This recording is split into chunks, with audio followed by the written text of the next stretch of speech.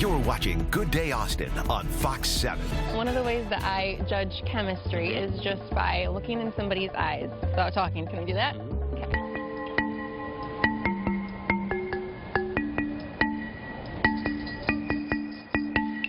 Okay. Wow. Good deal. You seem like you have a strong grip there. Let's see the hands. Oh, you like hands? Oh, okay. They're okay. I played right. receiver in college, Oh, nice. so they're big enough to catch. I don't want to say the next word. They're big enough to catch balls. Great meeting you. Yeah. All right. Oh, are we done? Gotta love those awkward moments from first dates. Those are clips from Fox's new dating reality show, Coupled, which does premiere tonight on Fox 7. And so this morning, we're going to talk more about what makes a good first impression with professional matchmaker Julia McCurley. Thank you so much for coming in this morning. We always love chatting with you. First of all, Julia, your thoughts on a dating reality show where they're meeting on an island? Is that one way where it could work?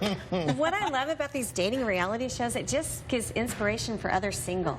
Okay. Right? Yeah. And then it also gets people off the computer because, or the swiping, because the only way to determine chemistry is in person. Yeah. Okay, so Yeah. away from those dating apps. Yes. Maybe not with the nation looking on, but we enjoy it. We wish them all I'd get a luck. trainer. We started myself entertaining show. Yeah. Yeah. So of course it is all about the first impression. I think we can all say that from, meeting our significant others, we probably knew pretty early on, hey, this could be something that could last. How do you go about making a good first impression? Well, I think, like, when you have such a short period of time, especially on the show, it's all about eye contact. Like, if you want to create that kind of romantic chemistry, you need to hold it longer. I usually say about 5 seconds, Okay. which I know can kind of feel weird. Yeah. But then you kind of just like the eyes are the window to the Yes. soul type of thing. And you got to continue that eye contact too. Not only is it just polite, but then you can really start to see if maybe you're interested in holding on to that eye contact. If you're Exactly. interested in that person. And also think that coming up with some unique questions instead of just where are you from, where'd you grow up, something like tell me about your perfect day, or what's on your bucket list. Just skip all the resume things and just kind of get to the core of the person. That's a great way to get to know someone. If you can come up with some really unique and fun questions to talk about. Our producer Chad just joked in my ear, said, "Do you like football?" But that might be something if we're out dating. You want to know about common interests, right? I have a lot of clients that are football fans. Well, that's what I mean. Common, or do you like to travel, or what do you like to eat? You want things that are going to be a match down the road. How important is that, though, right off the bat, to make sure that you have some of those common interests? I think they're kind of good, but like I said, you can't really get into like sex, politics, religion, how you're going to raise your kids. You've just got a couple seconds. Now, that would be a little intense. So you don't want to mention any touchy subjects. Right? Humor's always good. Like, I can't believe we're here on this island, what brought you here, things like that just kind of break the ice. Because it probably does feel awkward. Like, I'm in a bikini, I hope you swipe right. One thing I was going to... It's really funny if the guy says that. No. Well, yes. Like if you're in it. But I was going to say, I think this is the first dating reality show where the men and the women are both deciding. Like, it kind of has that Bumble feeling where the women pick first who they want. To decide first. So it kind of seems like it's less about hooking up, perhaps. Yeah. I think that maybe was what we were trying to go for.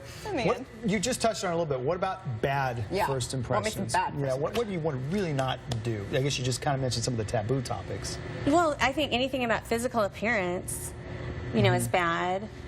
I think anything just negative or complaining or like, what do you think of your room, my room, I hate those sheets, or just what I keep thinking about the show, like you just want to keep it positive. Yeah, that's a good one. Or that even can like, really be such a turnoff too. It is, if like, someone's just negative right off the bat or complaining about things. Yeah, or like you're on a date, in Austin, and they put you at a table by the kitchen door or whatever. You don't want to say anything, right? Because it just makes it feel like, all right, this girl's high maintenance. Yeah, already off the bat. Right off the bat. Yeah.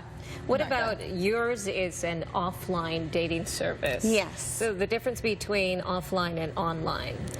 There's no contact between the people. I do all the screening and vetting. I call it like dating in reverse. Normally when you date online, there's 3 big things you don't know. Number 1, are they dating other people? Number 2, do they really want a committed relationship? And number 3, are they emotionally available? So at a minimum, those things are screened and vetted. And then there's all the other things like the values and hobbies, interests. So really, when you meet the person, all you need to focus on is chemistry.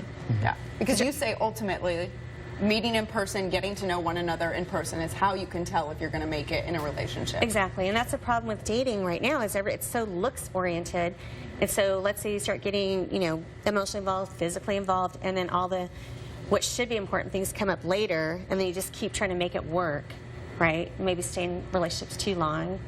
So this is like the other way. I'm doing the bad dates for you. Do you feel like it's harder to be out dating now as opposed to 20 years ago, 30 years ago? I mean, Why? There's a famous study called the paradox of choice, and it's basically the results were that the more options somebody has, the less satisfied they are. Yeah. I've And heard- if you know that there's all these other options out there, then you're thinking about, well, what else could be? I know. People say they want freedom of choice. Sometimes you want freedom from choice. Yeah, there's just Yeah. too much. It's like information overload, and the bottom line is we're never going to get 100%. Right. So you can just keep dating and dating and dating, and pretty soon you're 50 and alone, right? Like where'd the time that's go? sad. Well, can't waste those good years, No, especially if you're a woman. You say, well, no, I mean, you say you're 50 and alone. There is, though, hope for people who are 50. Oh, I Wouldn't didn't mean you it say? like that. No, Yes. I just have I to just ask. meant like if you've never been married by that age, perhaps you've maybe been a little too picky. Right. You've explored too many options. Yes. Maybe. Because there is some people that And you're just never satisfied. never happy. Yeah. Huh. I bet you get a kick out of these reality I dating. love them. Oh my gosh. I'm obsessed with them. Yeah. In fact, the Bachelorette starting up on Monday. I'm like, that should never end. Yeah, no, really not. No. So but now we've got this whole new one premiering tonight, coupled on Wish Fox them 7 well. at You 8 never know. o'clock. Julia McCurley from Something More. We always appreciate you. Well, thank you for for coming having in. me.